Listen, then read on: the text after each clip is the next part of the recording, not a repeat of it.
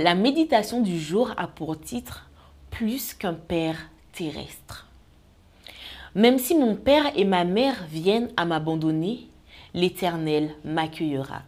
Psaume 27, le verset 10. Je vois dans le portrait de Dieu que nous brosse le verset d'aujourd'hui l'assurance de l'amour du Père céleste envers nous comparé à l'amour de certains parents terrestres. Il semble exagéré, vraiment extrême, de penser qu'un père ou une mère terrestre puisse nous abandonner. Pourtant, cela peut se produire de diverses manières. Je suis heureuse d'avoir ma mère avec moi et d'avoir de merveilleux souvenirs de son accompagnement. Cependant, mon père m'a abandonné il y a des années. Il est mort. Je me souviens de lui comme d'un homme bon, aimable avec moi et qui m'a prodigué de bons conseils. Une fois que j'ai eu ma propre famille et que j'ai commencé à travailler, il a été rempli de joie quand quelque chose de bien m'arrivait. Mais il n'est plus là. Sa vie a pris fin. Il m'a abandonné en ce monde sans son appréciation, sans son aide et sans ses encouragements.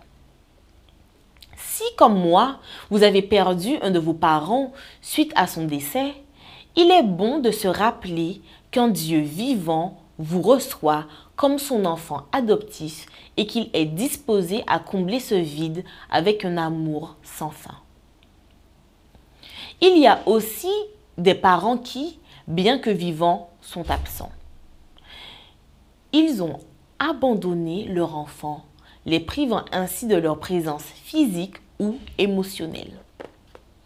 C'est la raison pour laquelle beaucoup doivent parcourir le chemin de la vie, vivre leur foi, subvenir à leurs propres besoins, accomplir la tâche délicate de poser des objectifs qui donnent un sens à leur vie et les poursuivre seuls.